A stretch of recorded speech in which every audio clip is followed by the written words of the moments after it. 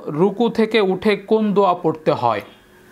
দ্বিতীয় প্রশ্ন হলো, নামাজে প্রথম তাকবীরে হাত কতটুকু উঠাতে হবে? দুই সেজদার মাঝখানে কোন দোয়া পড়তে হয়? রুকু থেকে উঠে কোন দোয়া পড়তে হয়? এই প্রশ্নের উত্তর হলো, আল্লাহ রসুল সাল্লাল্লাহু আলাইহি ওয়াসাল্লাম বলেছেন যে ইমাম সাহেব যখন রুকু থেকে উঠে সামি আল্লাহু লিমান হামিদা বলে, তখন তোমরা রব্বানা লাকাল হামদ বলবে অথবা রব্বানা ওয়ালাকাল হামদ। এরপরে আরেকটা দোয়া আল্লাহ রসুল শিখিয়েছেন, তা হলো হামদান কাসীরান তাইয়িবান মুবারাকান ফীহ।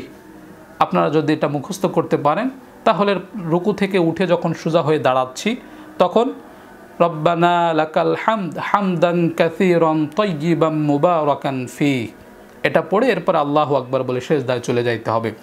এরপর দ্বিতীয় প্রশ্ন যেটা ছিল, নামাজে প্রথম তাকবীরে হাত কতটুকু উঠাতে হবে? অর্থাৎ আমরা যখন তাকবীরে তাহরিমা আল্লাহু আকবার বলি তখন হাত কোন পর্যন্ত উঠাবো?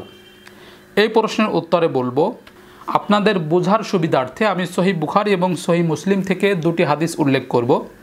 সহিহ বুখারীর 699 নম্বর হাদিস সালিম ইবনে আবদুল্লাহ রাদিয়াল্লাহু তাআলা আনহুমা থেকে বর্ণিত হয়েছে।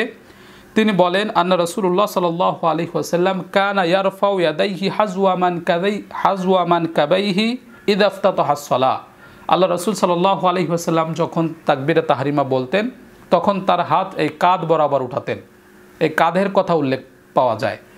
এরপরে দ্বিতীয় হাদিস সহিহ মুসলিমের 751 এবং 52 নম্বর হাদিস মালিক ইবনুল হুয়ারিস রাদিয়াল্লাহু তাআলা আনহু থেকে বর্ণিত হয়েছে। তিনি বলেন, আন্না রাসূলুল্লাহ সাল্লাল্লাহু আলাইহি ওয়াসাল্লাম কানা ইযা কাব্বারা রাফা ইয়াদাইহি হাত্তা ইউহাজি বিহিমা উযুনাইহি। আল্লাহ রাসূল সাল্লাল্লাহু আলাইহি ওয়াসাল্লাম যখন তাকবীরে তাহরিমা বলতেন তখন তার হাত এই কান পর্যন্ত উঠাতেন। এ কথা সহিহ মুসলিমের হাদিসে পাওয়া যায়। তো দুইটাই সহিহ হাদিস।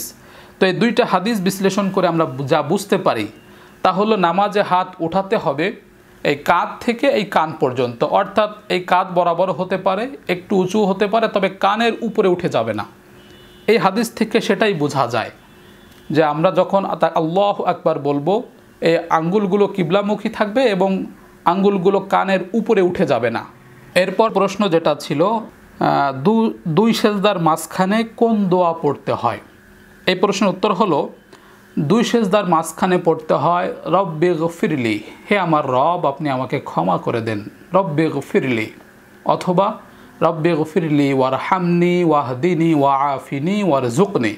অন্তত একবার দুই সেজদার মাঝখানে, অর্থাৎ একটা সেজদা করার পরে উঠে যখন আল্লাহু আকবার বলে বসবো তখন অন্তত একবার হলো আল্লাহুম্মা গফিরলি বা রব্বি গফিরলি এতটুকু পড়লেই যথেষ্ট হবে।